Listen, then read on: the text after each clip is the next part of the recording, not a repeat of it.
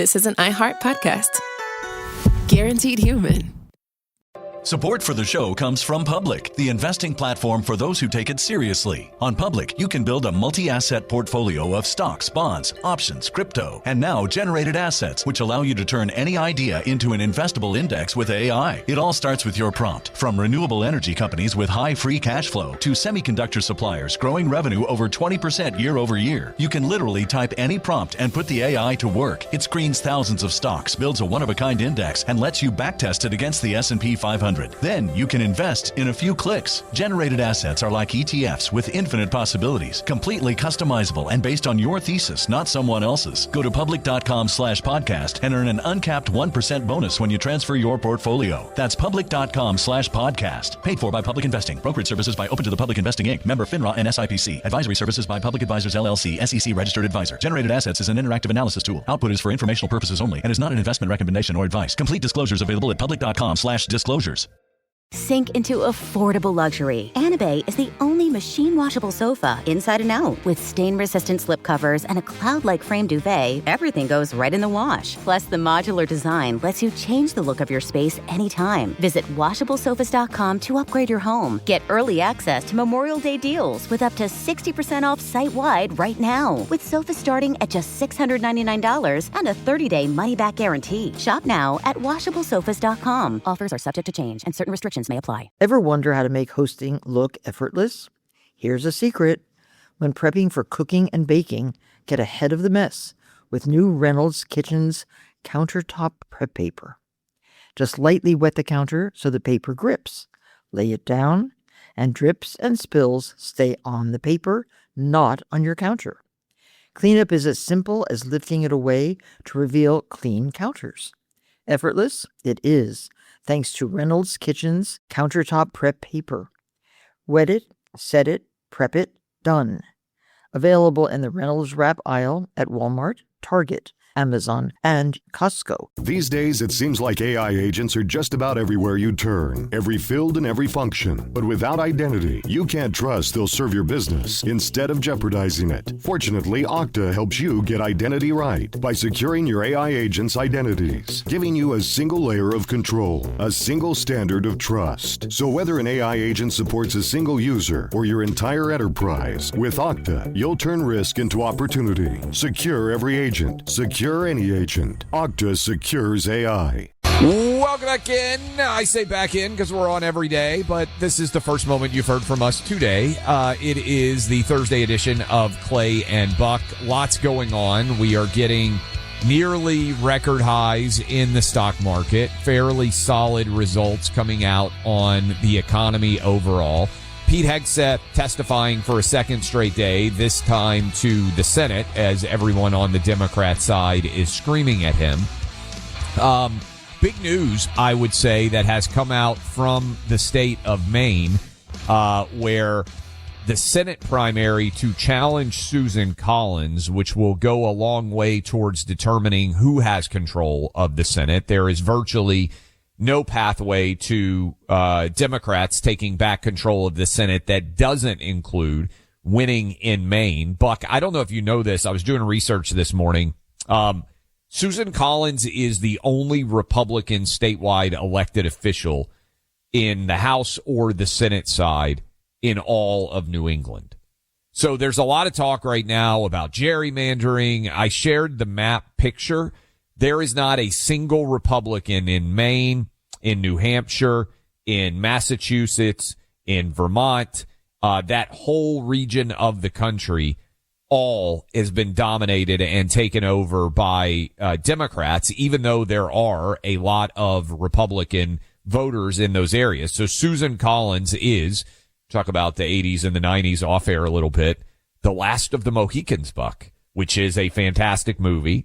Also underrated. Michael Mann masterpiece. Daniel Day-Lewis basically lived in the woods for months and completely took on that character. It's really when Daniel Day-Lewis was hitting his stride as one of the greatest actors of his era. If you have not seen that Last of the Mohicans movie, so good.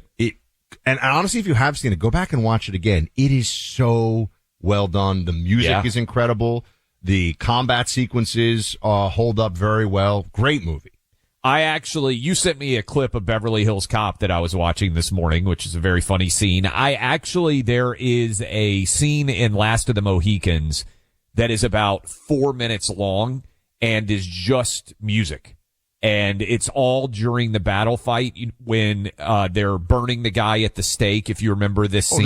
This is leading up to the final confrontation with Magua, played by Wes Studi, a fantastic American Indian actor who was also in Heat, who was in Dances with Wolves. I celebrate his whole catalog. He's a very talented guy. There's about a 4-minute no audio segment of that movie that went viral because a lot of people haven't seen it. When did that come out? Like 1992, 93-ish probably.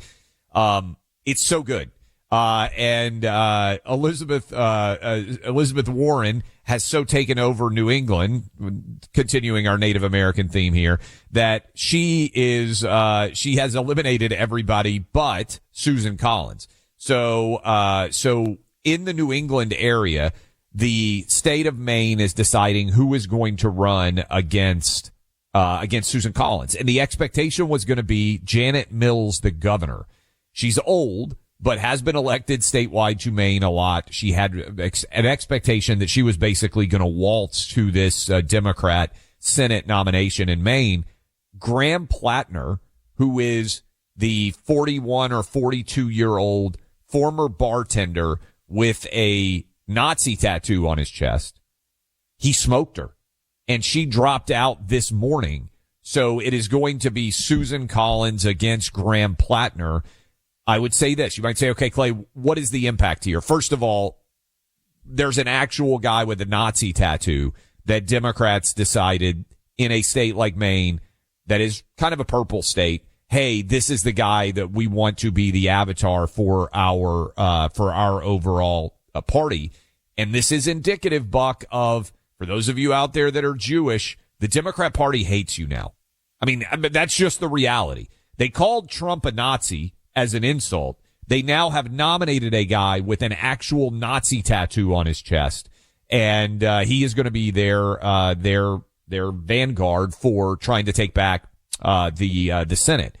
Here's something that I think is worth thinking about. You like to talk about hubris, Buck.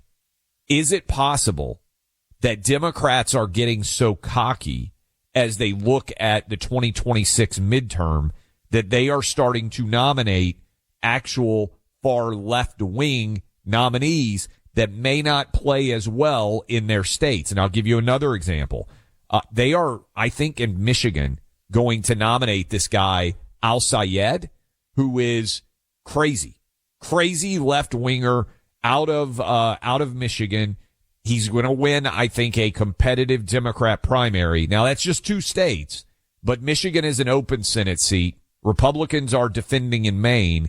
If Republicans win either of those seats, there is no mathematical equation that leads to any kind of challenge to Republican control in the Senate. And you and I have talked about this a great deal, but it is important to keep in mind we have a lot of older members of the Supreme Court. We've talked about Alito. We've talked about Thomas. John Roberts is no spring chicken now. You never know when a opening is potentially going to occur. If Democrats take back control of the Senate, there will be no Supreme Court opportunity to fill any vacancy for 2 years. So understand that the 2028 presidential election would then be about who is going to be able to win that race to be able to pick a next Supreme Court justice. Just FYI.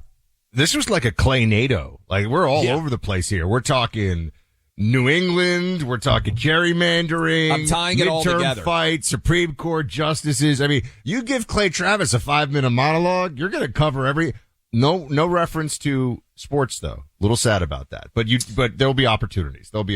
Is there anything going on in sports these days? I don't even know. So, the Atlanta Braves can't lose. Like I said yesterday, I watch the Atlanta Braves every night. Nice walk-off home run by Matt Olson against the Detroit Tigers. Do you think that this morning, as I'm sure, as you were drinking your Crockett coffee, because it's the best, most delicious coffy, as I actually was, listening to I'm drinking it right now. Supreme Court oral arguments. By the way, today's the first day of the week that Clay and I have not worn the same color T-shirt by accident. There is, in fact, no uniform on the Clay and Buck show, but sometimes you might get confused because, I don't know, mind meld. I'm like, if I wear, anyway, I'm not even going to get into that right now. Point is, Supreme Court arguments this morning. Are you listening into some of this? Yeah. I think that this is going to be it's probably a 6-3, but it's a 6-3 where the dissent is just going to be a whiny MSNBC comments rant from Kagan, Sotomayor, and KBJ, because it's really straightforward. Just so you guys all know what's going on here. You have, basically people representing Syrian temporary protected status individuals and Haitian temporary protected status individuals. And those people are saying, you're not allowed to end our temporary protected status. Now, and they've brought this all the way up to the Supreme Court. This is interesting to me, Clay, because in the word, or in the phrase, there is this thing, temporary. Temporary protected status means we, the American people, are willing to give you safe harbor for a limited period of time with the understanding you will return home when you don't face, torture, rape, mutilation, death squad, all of that stuff, right? This is just us being nice. But unfortunately, this goes in the immigration category of the no good deed goes unpunished side of things. Because we've taken them in, and now they're basically saying, well, we get to stay forever. And people say, no, they're not saying forever. No, well, they're saying that the process of ending their temporary status was an illegitimate process. The process is the government gets to say, okay, go home now. That is the process. But what they're trying to do is make this a race issue, because then, it's a little bit like, did OJ kill his wife and that guy in a horrible, brutal fashion? Well, yeah, of course. But cops were racist once in Los Angeles, right? And they're trying to make this something else. They're challenging this by saying, well, it's non-white people that are being told to go back to their homes. And we allowed some South Africans to come to America who are white, who are facing racial persecution, by the way, which is the point. And now, Clay, it was honestly one of the weakest oral arguments from the Democrats I think I've ever heard. So it's not going to be a 9-0, but I think it is a reminder to everybody that with immigration, your kindness, you, the American people, your kindness is never respected. Your kindness for people that are on temporary protected status is to be taken advantage of. After we talked yesterday, I got a bunch of emails from people who are involved in the SNAP program, Buck, and they were emailing me. Yes. They were emailing me just saying Republicans have basically gotten so afraid of being accused of hating poor people, right? I mean, that is the number one line of attack that Democrats bring to bear. You hate poor people. The amount of money, I don't think most people are even aware of it. The amount of money, $800 a month for free food, and the degree to which people qualify for it is staggering. $10,000 a year in just basically the government giving you free food credits that you can take to a grocery store. $10,000. Like, we talk a lot about, whether there should be universal basic income in the country now, right? There is. And I think it directly ties into immigration. I was looking, the average SNAP, person, right? Recipient makes almost more money, Buck, in free food in the United States than, I need to do research on this, team. This is where you need a full-time researcher on the show, because sometimes my math is not 100% correct. I want to make sure. I believe that if you live in Iran today, I think the average person is living in Iran. It's something on like $8,000 a year in terms of GNP basic. You can make more money just by living in the United States in free groceries than the average person does living in Iran, period. Think about that for a moment. We give free food to the poorest people in America that is worth more than many people make in an entire year living in a different country. and then we're surprised that people do everything they can to get here. SNAP benefits alone in the United States are worth more than most people make in a year for actually working. We just give people free food here. And again, I think a lot of this you come back to and say the most overweight people in America are people that are getting free food in America. So there isn't any actual starvation or significant hunger that exists among the poor in the United States by and large. It just doesn't exist. No one starves to death here. In fact, you end up super fat on government funded food.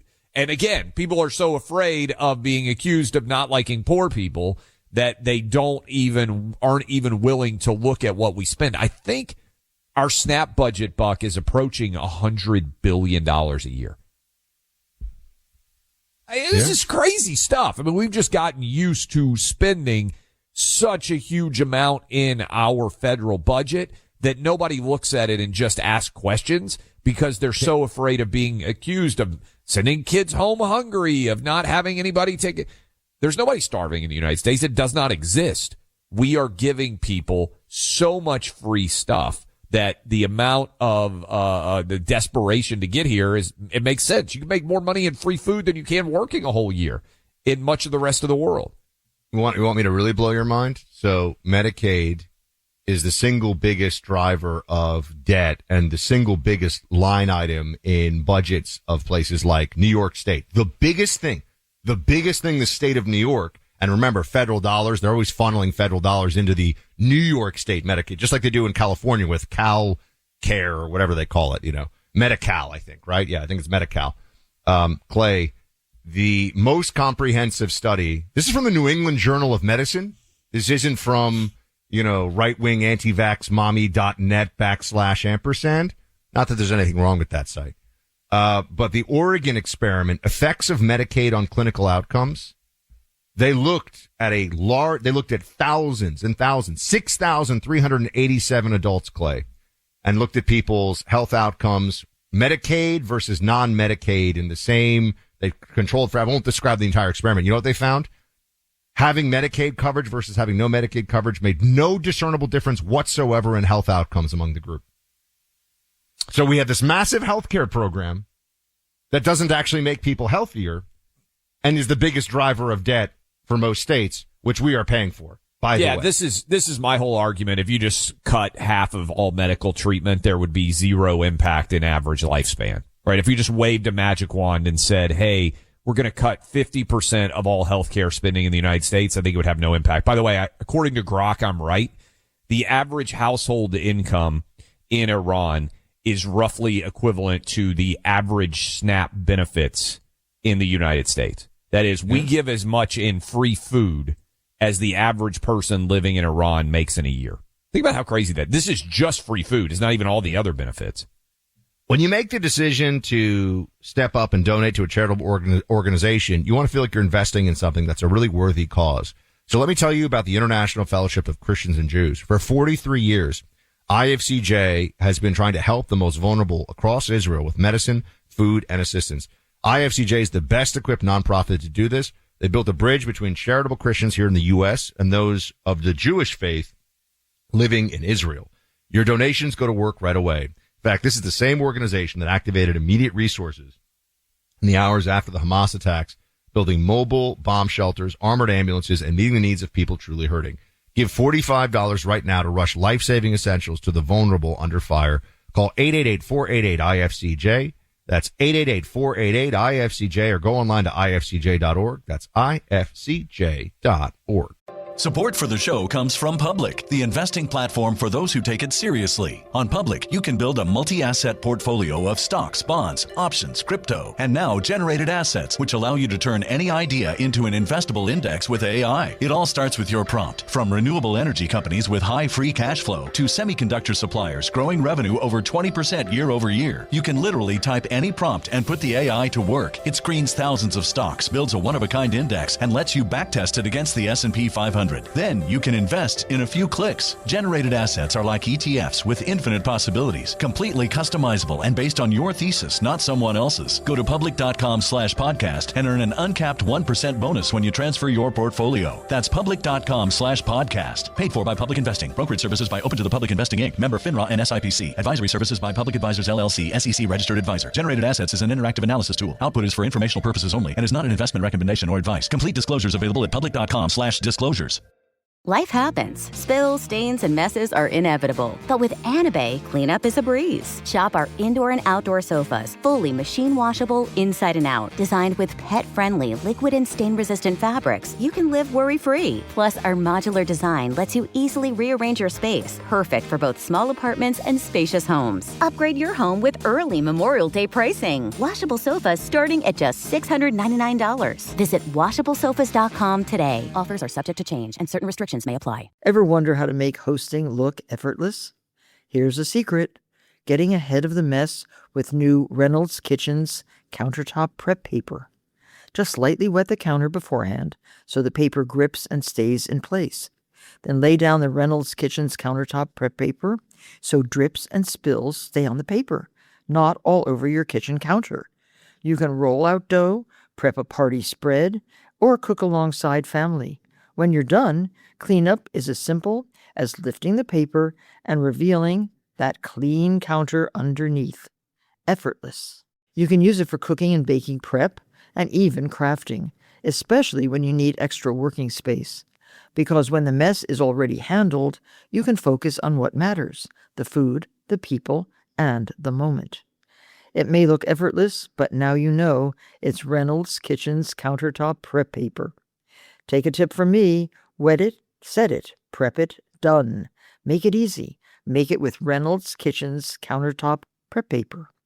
Available now in the Reynolds Wrap aisle in Walmart, Target, Amazon, and Costco. These days, it seems like AI agents are just about everywhere you turn, every field and every function. But without identity, you can't trust they'll serve your business instead of jeopardizing it. Fortunately, Okta helps you get identity right by securing your AI agents' identities, giving you a single layer of control, a single standard of trust. So whether an AI agent supports a single user or your entire enterprise, with Okta, you'll turn risk into opportunity. Secure every agent. Secure any agent. Okta secures AI. Second hour of Clay and Buck kicks off right now. Thanks for being here with us. We'll get back into some of the redistricting conversation and talk to the governor of Florida, Ron DeSantis, who I'm just going to tell you is a Florida resident. I'm going to have to say when he comes on. I always feel grateful to what fantastic job he has done. We should we teased. It's kind of a good tease that one of our podcast group has been nominated. Yes. So yes, DeSantis will join us. Let me read this from President Can you please Trump. tell everybody? Let's actually, a tease is a promise, as they say in the business. Let's keep our promise. President Trump, I am pleased to announce I am nominating Dr. Sapphire to be the next Surgeon General of the United States of America. And he says she's an incredible communicator who makes complicated health issues more easily understood by all Americans. She'll do great things for our country and help make America healthy again. Congrats, Nicole. Our country has long been waiting for you. She is also now in the Clay and Buck Podcast Network. So this is the second person to leave the Clay and Buck Podcast Network, among other things. She is a doctor, but to now, first Sean Parnell joined the Pentagon, and he is the chief spokesperson for Pete Hegseth, and now Nicole Sapphire is going to be the Surgeon General. So you're stepping from the Clay and Buck Podcast Network into high levels of government jobs. She's obviously on Fox News and as well as a doctor. We've had Nicole on the program quite a bit over the years. She's great, but congratulations to her. This reminds me of when you've known Pete for a long time, but I did election night from Kid Rock with Pete Hegseth, and then I didn't even know I was driving in the car pickup line for my kids, and I wasn't even sure when they were like, hey, what do you think about the new Secretary of Defense nominee being a guy you've done shows with? And I was like, did Buck get nominated? Like, it could have been anybody, right? Like, yeah. And like, But a lot of the people that you hear on this program are obviously very involved in government. So congrats to Dr. Sapphire. Have I ever told you what is probably my favorite Pete Hegseth story from the Blaze days? Is it the drinking dirty water? I did tell you. Yeah. But you should tell it again. I mean, I do think that's kind of indicative of where we had a survival gear sponsor who made and I'm going to be clear. This was in Midtown Manhattan, folks. Okay. We had a survival gear sponsor at the Blaze who made some kind of we're going back. This is almost 15 years ago. Okay. It's been a long time, and 13, 14 years ago at least. And it was like, you can be at a muddy stream or pond or whatever, and you run the water through this contraption, and it is safe to drink. That was basically the thing. And I think it was Will Cain, now Fox News' 4 p.m. host, was my co-host on Real News. There were a few of us. It was a round table, so there were 4 plus a rotating guest, rotating contributor, and Pete Hegseth was in that rotation. So he was a host for the day. And I remember, I think it's like a very Will Cain thing to just be like, I don't think you're willing to really, he kind of goaded him, Pete on this one a little bit. And they're very, they hosted Fox and Friends together for years. So they're very tight. They're very good buddies. But this was years and years ago. And he's like, I don't think you'll do it. And to his credit, and I'm going to tell you this is true. I actually kind of went with him like, Pete, don't do this. I was like actually a little worried. I think this surprises none of you. That Will was like, come on, step up. Let's see what you got. And Pete, now our Secretary of War, went to those like oil slick kind of puddles on the side of a New York City sidewalk where the water is this kind of brown, translucent sludge, whatever. I kid you not. He scooped that up into the contraption, put it through, and chugged it. I was amazed. By the way, he was fine. So it was actually, we should have videoed it because it was a great ad. But that was one of the ballsier things I'd seen anybody who was a TV host do at the time. Oh, of course, he turned to me. Clay, what do you think? Do you think I was like, oh, yeah, I'll try it now? 0% chance that you were willing to do that. 0%. You guys think Captain Get Off My Lawn was going to try the dirty water? 0 chance. I was like, only Fiji in the bottle for me, sir. So anyway, but that's one of my favorite Pete stories. You had to take your monocle off to be trying that water. Absolutely. I was like, that was like the water for the peasants out of the street. I think not. So, all right. Now let's get to just kind of a fun little memory lane thing there. It's amazing with that show. A lot of people who went on and did great things. And yeah, it's for future Secretary of Defense. I'm very confident they're going to change the name back if it's a Democratic, whenever there is a Democrat administration. They're not going to keep the Secretary of War thing, just so you guys, so I don't know how we're going to handle this. Now we're going to go back and forth, different administrations having. Anyway, let's talk Supreme Court TPS for a second here, Clay. I thought this was really interesting. One of the ways that the whole DEI affirmative action thing falls apart. There are many ways. Inherently, in principle, it's just wrong. But one of the ways it falls apart is when you start to dig into what are the classifications really? For example, if you're going to discriminate against white people, which is what DEI and affirmative action do, who qualifies as white? I had a friend many years ago who was an Arab Egyptian born in Cairo who claimed that she was African for the purposes of her African, not African American, African for the purposes of her college admissions. And it was a huge scandal, and they rescinded. I think they accepted and then rescinded. It was a big problem. And she's like, okay, so I'm from Africa, literally born and raised there, but, I think she had applied to Harvard, but you don't accept that. So it's a skin color test? Is that what actually, and this is where it all, listen to, this isn't just a theoretical. The Supreme Court today talking about Haitian and Syrian temporary protected status individuals. Notice the temporary word in there. They're fighting this. No. They've had this for years and years and years. It's not like they've been here for 2 weeks. Notice the way that Alito pushes one of the plaintiffs in the case, what do you call lawyer? What's the guy? Is complainant? You use the legal things. Yeah. Typically it would be they're suing, so I don't know what the official title would be in front of the Supreme Court, but he's the advocate for the perspective of the attorney for the plaintiff. Yeah. So listen to this though. What is white? Alito asks. Like I've really listened to this. Play one. Isn't it the case that TPS was terminated for quite a list of countries? I can't seem to find the particular page of the transcript where the district court goes through them all. And, yes, none of those is a Nordic country. And I don't like dividing up the people of the world arbitrarily into three racial groups. But you say they're all non-white, and that's the distinguishing characteristic.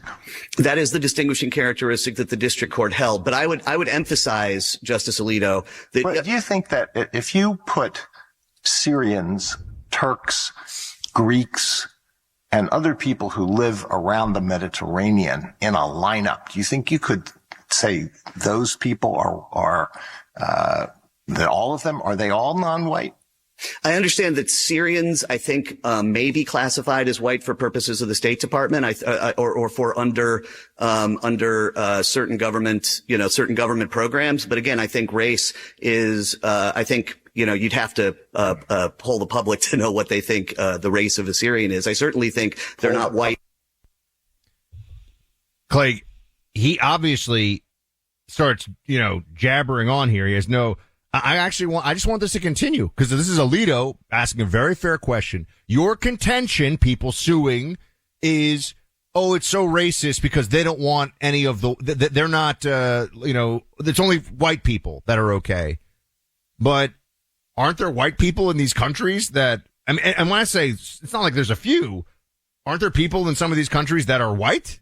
That maybe even the majority of or a large percentage of? Part two of this Supreme Court argument. Play this one. Poll the American people? Do they think Syrians are white? I wouldn't think that most would, Justice Alito. Really? I really don't. How about Turks? I honestly haven't considered what racial component I would sort Turks into. How about Greeks? I don't know the answer to that either. How about Southern Italians? Well, certainly 120 years ago when we had our last wave of European immigration, Southern Italians were not considered white. So, I think our concept of these things evolves over time. How about Spaniards?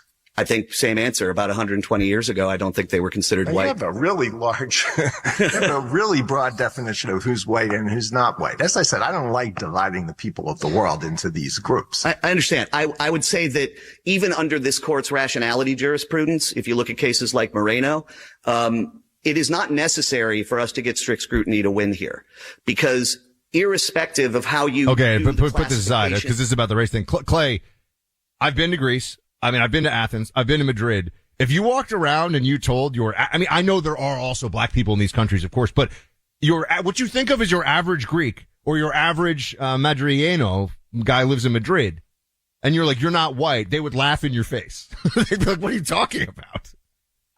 That line of questioning is so, I think indicative of the racial spoils system that Democrats have created, and just kind of hoisting them on their proverbial petard by going through. Look, it's like the drop of blood makes you black theory back in the day, right?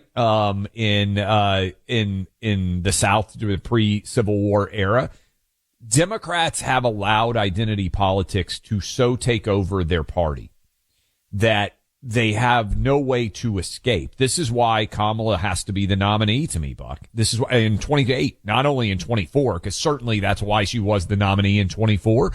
The racial spoil system that they have created does not allow a black woman like Kamala to be left behind from being the nominee. She's going to play the race and gender card to such an extent that I don't think there's any way Democrats are going to be able to get past her. I really don't, Buck. And I was joking with you off air because the poly market for who's going to be the nominee, Kamala has quadrupled in the last couple of months, her odds to be the nominee. And I'm not saying look, whenever I give a prediction like this, I'm not saying I want it to happen. Charges are, you familiar with depth charges, when they would try to drop things in and they drop it down. Yeah. I feel like you're depth charging Buck Island right now. Like we're already deep underwater and you're dropping them way down and just boom, boom, I'm telling you, I think you've won this one. She is going to play. But I mean, the step beyond, she's definitely going to run, but she is going to be the nominee. And some of you out there are shaking your heads and you think I'm crazy. I'm telling you, she's going to be the nominee. And can we come back to this point though then on this? Yeah. Will she be formidable if she's the nominee? Like, do we have to worry about this? There's an early tease. It's what we call a tease in the business. And who knows? By the time we come back, somebody else may be nominated from the network to be a member of the administration. But I do want to tell you, it's not very long till Mother's Day. And how many of you have taken care of your Mother's Day shopping? I bet a lot of you have not. Check out Cozy Earth. It's awesome. Cuddle blanket is impossible not to like. You cannot go wrong with that. Both on sale the Mother's Day along with the down alternative throw. Cozy Earth makes their own slippers too, the puffy sheep slippers. How could those not be comfortable? They also have the lake house clogs. We've introduced so many of you to Cozy Earth sheets, which we sleep on.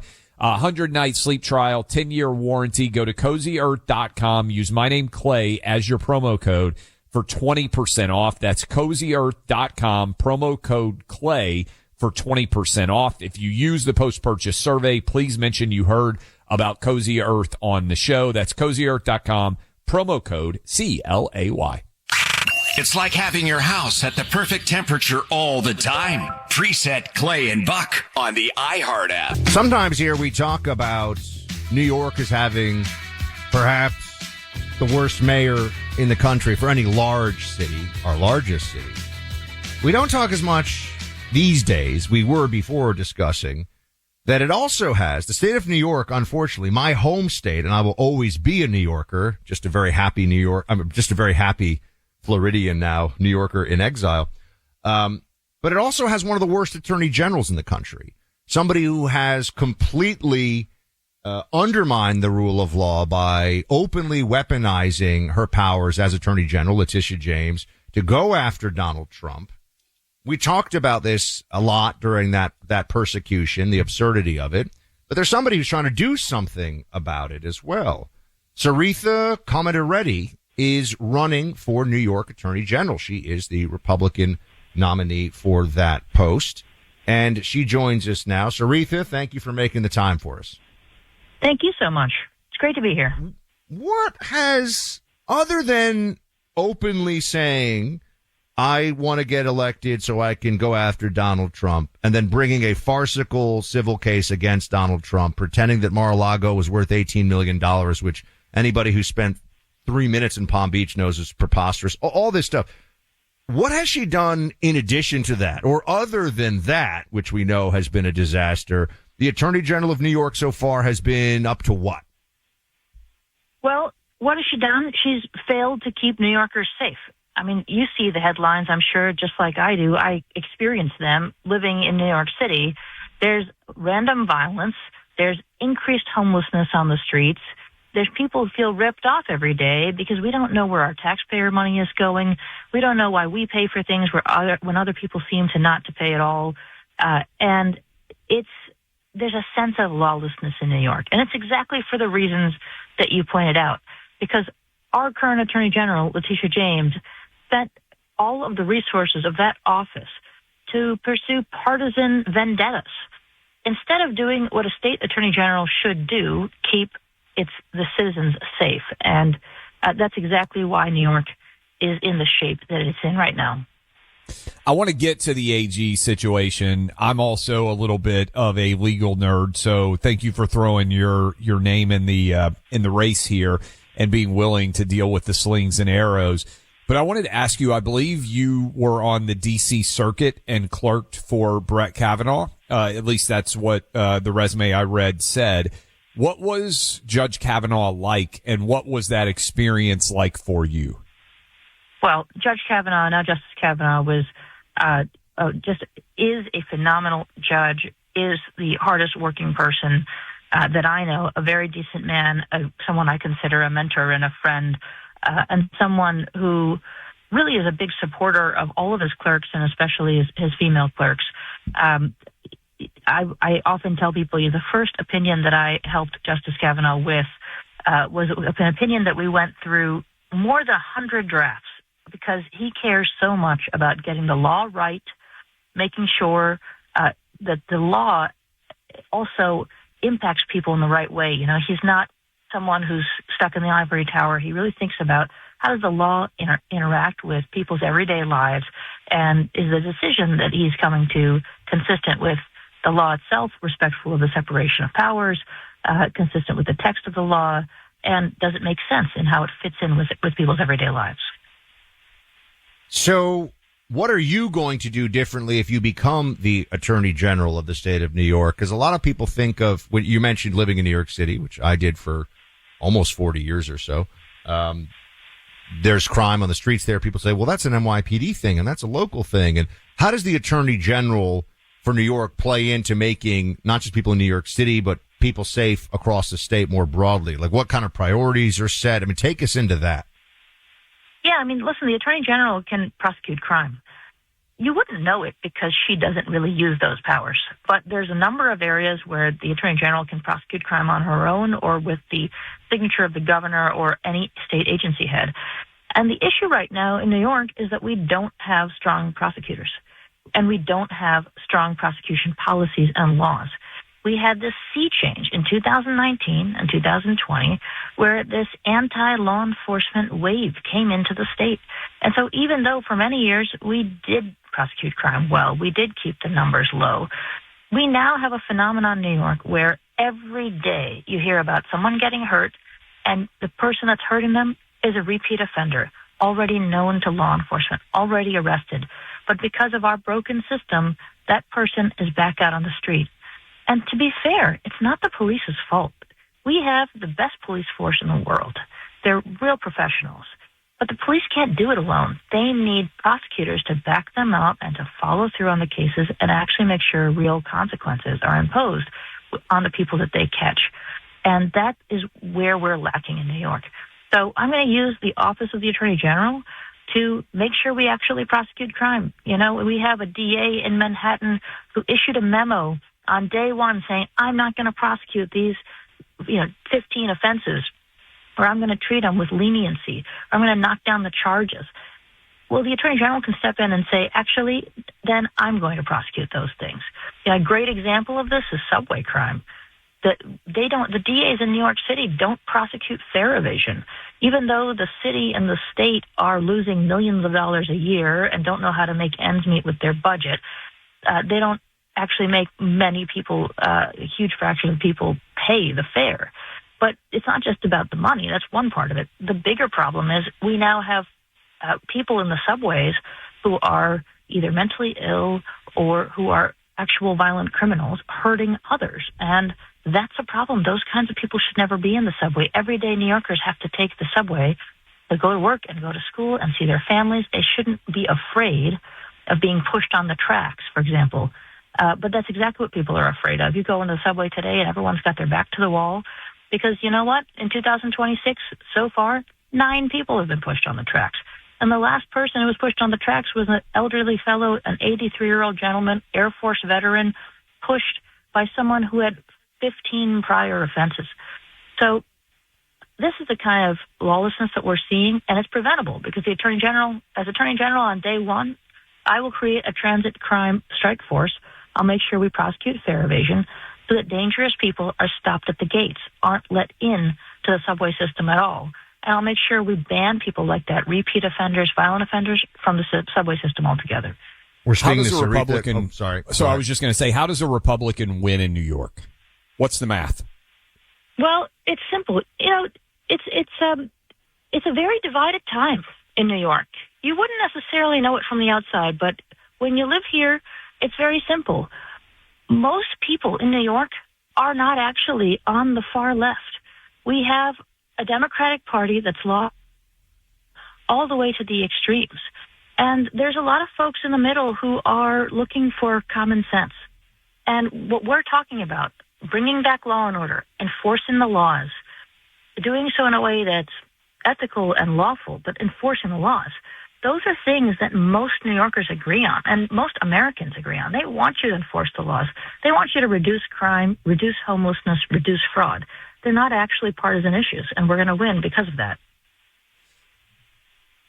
So I've seen a poll that shows 54%. This is a recent poll, by the way, Siena poll. 54% of voters are open to a different attorney general than the one that they have right now, which seems to line up with a lot of New Yorkers aren't crazy, it turns out. Well, that's exactly right. 54% of New Yorkers either actively prefer someone other than Letitia James or are open to someone else. She is the weakest incumbent in New York State. She's less popular than the governor. You just answered the question of exactly why it's winnable. So you're on WOR, a massive station in New York City right now. You're on WGY and all, but I mean, I can't name. We got stations all over the state of New York, which is fun. We're heard out in Long Island on the WOR, and so that's good. I'm curious though, are you getting any fair attention, any fair time from the rest of the New York? By the way, Letitia James, absolutely welcome to come on this program. Team, make sure we have that. I think we already did have it out, but let's sure we have that invite out to her. She is welcome to come and talk to us about why she hasn't been the worst attorney general in the history of New York State. Well, although Spitzer was kind of bad. How is the New York media treating you? Are you getting a fair shot at all from them? Who's putting your, because I feel like we just got to get your name out there more. Because Letitia James is terrible. And she's honestly just terrible. I can say that. I can say whatever I want. It's an opinion show. She's awful. Well, listen, I appreciate that question. We are making our way around the state. We're getting a lot of attention. I was in Albany yesterday. I had a press conference talking about exactly what we were just discussing, transit crime, and I was standing alongside legislators in Albany who are proposing enhanced penalties for those crimes. I was in Buffalo a few weeks ago holding a press conference there. And, local TV, radio has had me on there, including a number of different shows, Channel 2, Sports Talk Radio. So we are making our way around. And the most important thing that I would say, given the statewide reach is, you would be surprised. The issues that I talk about, the repeat offenders out on the streets, the increase in drug deaths, the issue of homelessness, they're not just city issues. These are issues that every county in New York State is experiencing. And I know that because I am going county by county and holding law enforcement roundtables. I just had another one this morning in Greene County where I sit down with the sheriffs and the police and the DAs and I say, hey, what is going on? What are you seeing? What are you hearing? And it is always some version of the same story. There are no consequences anymore in New York. And law-abiding people know it and they're getting frustrated, and the criminals know it and they are committing more crime because that's what happens when there's no consequences.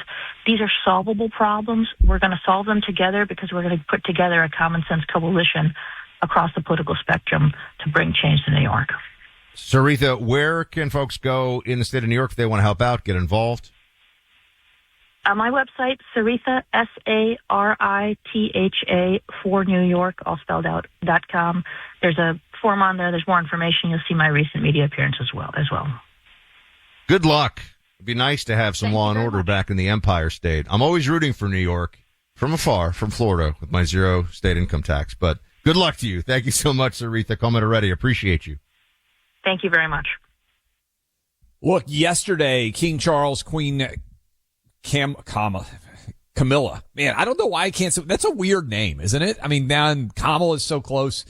Yesterday, King Charles and Queen Camilla visited the 9/11 Memorial and Museum in New York City. They took part in a wreath-laying ceremony honoring the victims there. The British and Commonwealth people overall lost 67 lives on 9/11, the most of any nation other than our own. Our sponsor, Tunnel to the Towers, was started by the brother of a firefighter who lost his life that day. And many of you know the story of Stephen Siller. He had just finished his shift, was on his way to play golf with his brothers when he got word of a plane hitting the North Tower of the World Trade Center. Upon hearing the news, Stephen called his wife Sally and asked her to tell his brothers he would catch up with them later.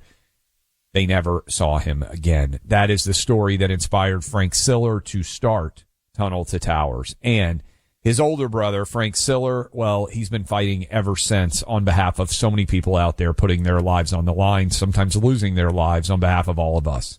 As we come up on the 25th anniversary of that horrific day, Buck and I are going to be doing lots of events with Tunnel to Towers, and we're also donors. You can join us in being donors to this great organization by giving $11 a month at T2T.org. You can also amplify your impact with a car or land donation. Go to T2T.org. That's T, the number 2, T.org. Miss the show while you're on the go? Wind down your day with the Daily Review podcast. Find it on the iHeartRadio app or wherever you get your podcast. Support for the show comes from Public, the investing platform for those who take it seriously. On Public, you can build a multi-asset portfolio of stocks, bonds, options, crypto, and now generated assets, which allow you to turn any idea into an investable index with AI. It all starts with your prompt. From renewable energy companies with high free cash flow to semiconductor suppliers growing revenue over 20% year over year, you can literally type any prompt and put the AI to work. It screens thousands of stocks, builds a one-of-a-kind index, and lets you backtest it against the S&P 500. Then you can invest in a few clicks. Generated assets are like ETFs with infinite possibilities, completely customizable and based on your thesis, not someone else's. Go to public.com/podcast and earn an uncapped 1% bonus when you transfer your portfolio. That's public.com/podcast. Paid for by Public Investing. Brokerage services by Open to the Public Investing Inc. Member FINRA and SIPC. Advisory services by Public Advisors LLC, SEC registered advisor. Generated assets is an interactive analysis tool. Output is for informational purposes only and is not an investment recommendation or advice. Complete disclosures available at public.com/disclosures.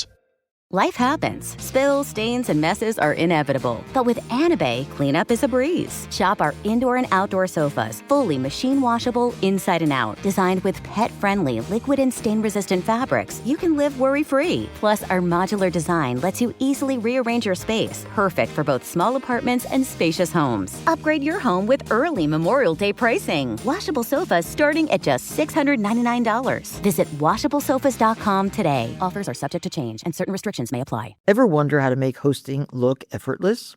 Here's a secret. When prepping for cooking and baking, get ahead of the mess with new Reynolds Kitchens countertop prep paper. Just lightly wet the counter so the paper grips. Lay it down, and drips and spills stay on the paper, not on your counter. Cleanup is as simple as lifting it away to reveal clean counters. Effortless? It is, thanks to Reynolds Kitchens countertop prep paper. Wet it, set it, prep it, done. Available in the Reynolds Wrap aisle at Walmart, Target, Amazon, and Costco. These days, it seems like AI agents are just about everywhere you turn, every field and every function. But without identity, you can't trust they'll serve your business instead of jeopardizing it. Fortunately, Okta helps you get identity right by securing your AI agents' identities, giving you a single layer of control, a single standard of trust. So whether an AI agent supports a single user or your entire enterprise, with Okta, you'll turn risk into opportunity. Secure every agent. Secure any agent. Okta secures AI. Welcome back in. Hour number 3, Clay Travis, Buck Sexton show. Couple little news stories out there. Your S&P 500, as a result, your 401k surging. The S&P 500 just has hit an all-time record high today again, going through 7,200. The Dow close to another record high as well, surging up around 800 points right now, nearly to 50,000. And the NASDAQ up as well to near record highs. So your 401ks are doing better than they ever have before. And that is a sign as we come into the summer that things are going to be going very well, I think, economically. We bring in now a guy who has done a flawless job of turning the state of Florida into among the hottest, not just temperature-wise, states in the entire country. We'll get to a bunch of different questions with you, Governor DeSantis, but let's start with this. The new map. Have you officially signed it? I know the Florida House and Senate have passed it. What is the latest with the map that you have put forward in the wake of also the Supreme Court decision that came down earlier this week. What can you tell us? Well, they're going to send it to me probably momentarily, and then I'll sign it when we're in receipt of it. We're not in receipt of it yet, but yeah, we will do it. And the thing about this is we've been dealing with this redistricting for years. I vetoed the legislature's map in 22 because they included a racial gerrymander in North Florida, and I was right on that constitutionally. The map was obviously much better. But we still had this lingering racial gerrymander in South Florida, had these crab claws. I mean, it was kind of ridiculous. And I called this special session many months ago. I announced last year we were going to do it because I saw what the Supreme Court was going to do. And I predicted, I said, districts like that will not be allowed. And so we're going to address it. We don't want to run an election with an unconstitutional district. And, the carping, what's he think he's doing, all this stuff. And literally the day these guys were dealing with this in the legislature, the Calais decision dropped and vindicated our plan in terms of how we're going to do it. And so the map that we have now is constitutionally sound. It's also very visually appealing. Compare Florida's new map to Virginia, which has all these snake districts and lobster districts and all this stuff. Ours are compact districts that represent a growing state and does it very well. Governor DeSantis, great to have you here. One of the, as a new Floridian, or relatively new, now I feel like an old salty dog. Like I'm going around, I might as well have an airboat, a pet alligator, the whole thing. Like I've taken to this place. I love it down here. But I did want to ask you, you've had so much influx into the state. And I think this is going to apply. This applies also to places like Texas, Tennessee, other well-run red states that are seeing people that have had enough from the Democrat states, mostly New York and California, but other places too. How is the influx doing? People say here, the housing prices are high. And I say to them, yeah, because people want to live here. And they say, the insurance rates are out of control. And I say, okay, well, that's something we got to handle. What are the ways that you're handling the influx, right? It's a good thing to be popular. Florida's very popular right now, but that does come with some challenges. Well, one, I'm not a governor that's begging people to move to the state. I've never had. People are doing it because it's a free country and they're trying to go to greener pastures. Two, the political fallout of this, a lot of our folks were very worried early in my tenure when Florida was a 50-50 state. You start seeing California license plates showing up in Florida. It's like, well, do we want to import Berkeley here and turn the state blue? Obviously not. But here's what's happened with that. If you take all 49 other states and look individually at who's moved to Florida since I've been governor, there have been more Republicans than Democrats for all 49 states individually. Vermont, California, you name it. And so it really has been people that are coming largely, I think, because they want to do it. Now, look, on the housing's gone up everywhere since COVID. I think on the high end in Florida, it's gone up astronomical because people are paying huge amounts of money to be able to live here. Government should not be trying to impact that market. I think when we do that, it doesn't work. I think they're doing a housing bill in the U.S. Senate now, which I think was Elizabeth Warren will be a disaster. So these things ebb and flow. On the insurance, we just announced Citizens, our insurer of last resort, is actually reducing premiums by up to 15% in southern Florida, which we have never seen that happen. And we've had about 15 new companies come in since we did our insurance reforms about a year and a half ago, and you're seeing stability and even reductions there. It's also spilled over into auto insurance. We've had the biggest reductions in auto insurance rates over the last year in the history of the state, and it's not going down in very many states given the environment that we're in. But at the end of the day, there's positives when people come, but there's also challenges. And I know a lot of my folks that I've known a long time, they kind of take pride that people want to be in Florida, but they're also like, can we have a little bit of a break from some of the stuff? I just did a groundbreaking in Ormond Beach up by Daytona. We plowed billions of dollars into accelerating road projects. So I have projects that weren't even slated to start until next decade are now being done, 5, 10, 15 years ahead of schedule. And we have big surplus, big rainy day fund. So we have the capacity to do it and to try to get ahead of it, to try to help with people's quality of life. I got to ask you also, Governor, about the property tax situation here. There's as you know, a lot of coverage of this. I know you've talked about it before. I think we even spoke to you about it maybe 6 months ago. Can you give us an update on where this stands for, because I also think this could be a model for other states as well. And the more success Florida has being a low tax and well-run state, the more of a model it is for other places where people want to be sane and see growth and see things working the way that they should. Where are things right now on the homesteaded properties as it pertains to property tax? So the soonest it can be done is the November general election, when Florida voters have to vote to make this change in our Constitution by 60%. And so we've said that all along.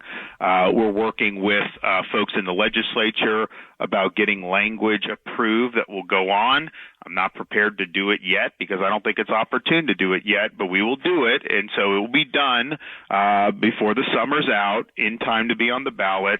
And the ultimate goal, of course, is your homesteaded property would be exempt from property tax. He goes, oh, how can you do that? You're not going to have police. You're not going to have any of this. Well, listen to this.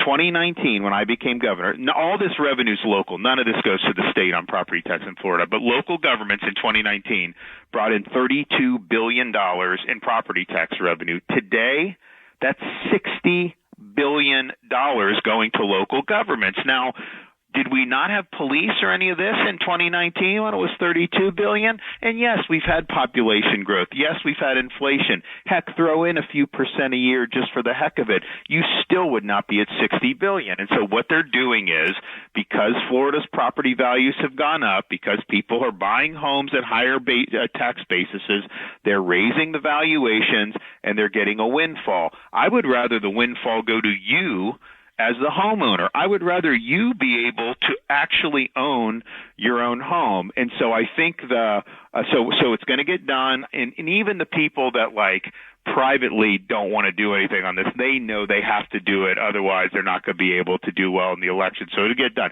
But I think a couple of the issues that we got to make sure we get right, one is, how quickly can you get to full exemption? Maybe you got to phase it in. Look, that's fine. I mean, I want to get it done. And then if people just decide to up and move here after it passes, should they then have to pay property tax for a time before they can qualify? I mean, if you've been here 20 years, you've paid, someone comes in right after the vote and does it. So we don't want to create bad incentives for that. And then I've already said we will provide out of our surplus some financial support for the locals to get through this transition period. But the homestead revenue is about 30% of property tax revenue statewide. So they'd still be able to tax the Airbnbs. If some rich guy from Colombia buys a mansion in Coconut Grove, you still tax it. The Canadians, the commercial properties, all that stuff. And what will happen is that revenue is going to continue to grow like it's grown anyways.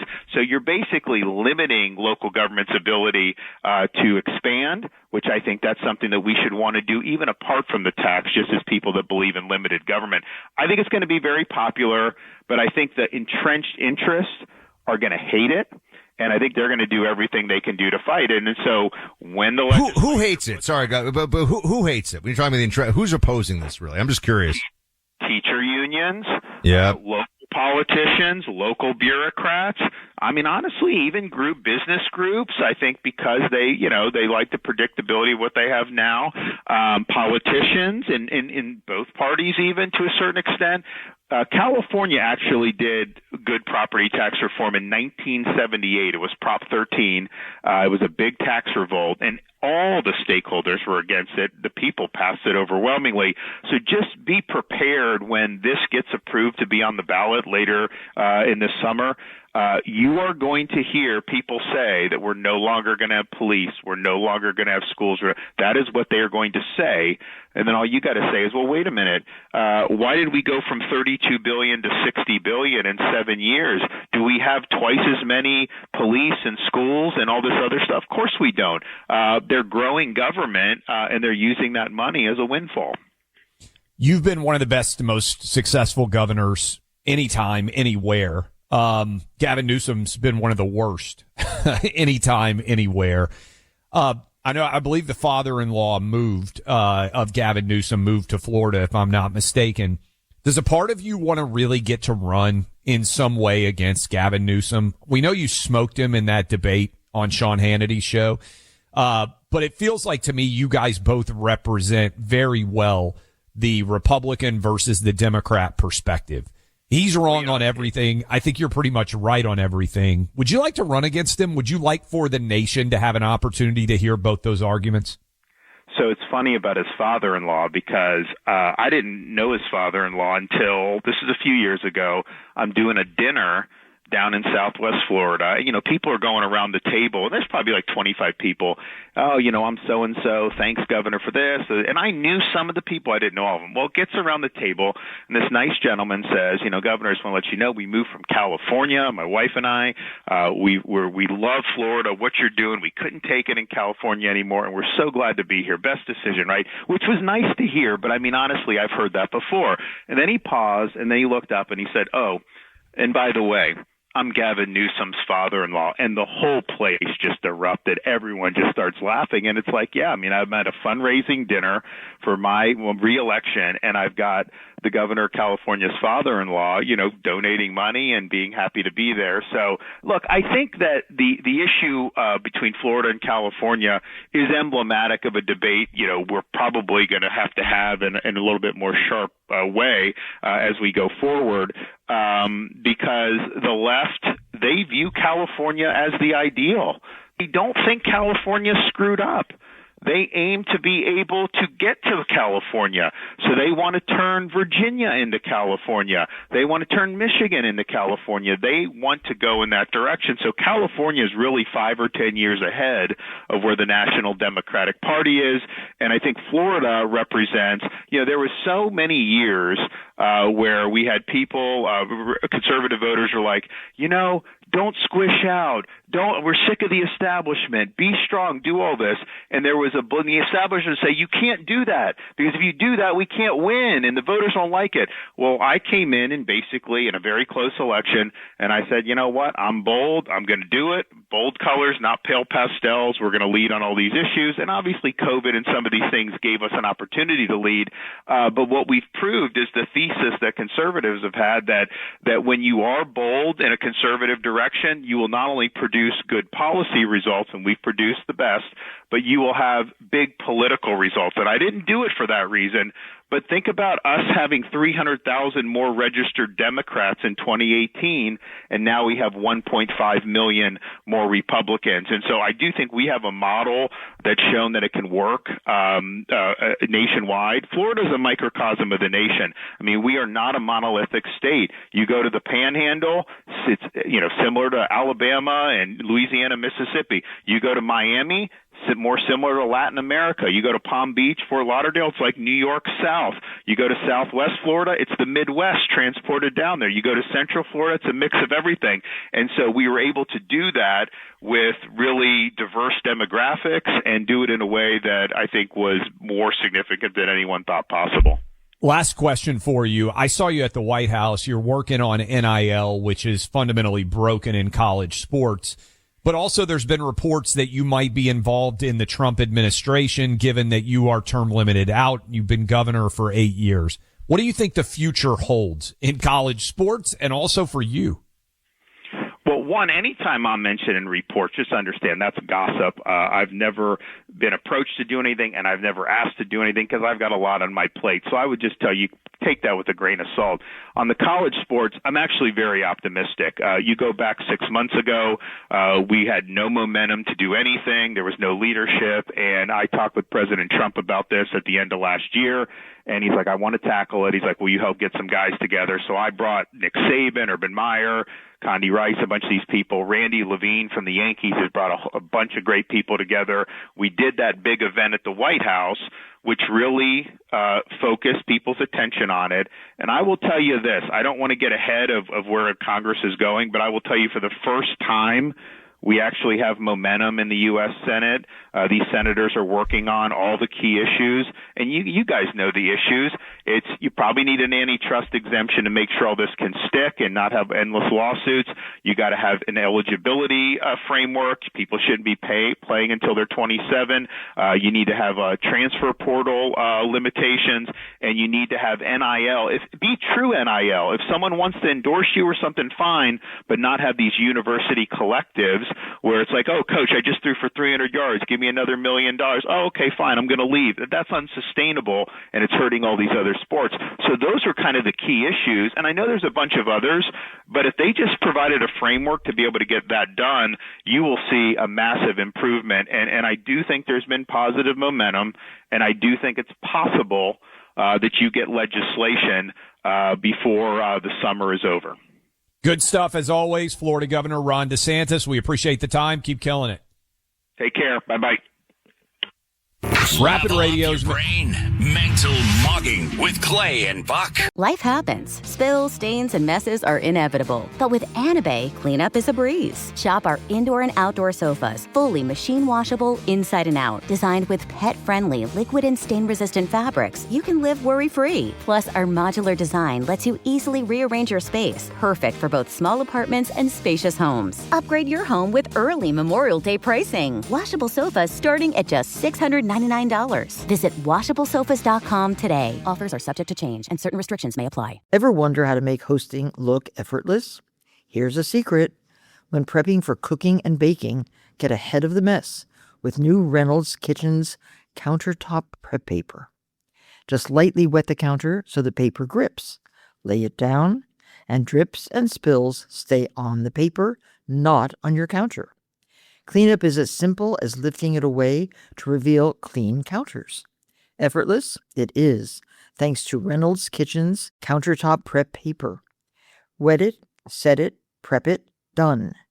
Available in the Reynolds Wrap aisle at Walmart, Target, Amazon, and Costco. These days, it seems like AI agents are just about everywhere you turn, every field and every function. But without identity, you can't trust they'll serve your business instead of jeopardizing it. Fortunately, Okta helps you get identity right by securing your AI agents' identities, giving you a single layer of control, a single standard of trust. So whether an AI agent supports a single user or your entire enterprise, with Okta, you'll turn risk into opportunity. Secure every agent. Secure any agent. Okta secures AI.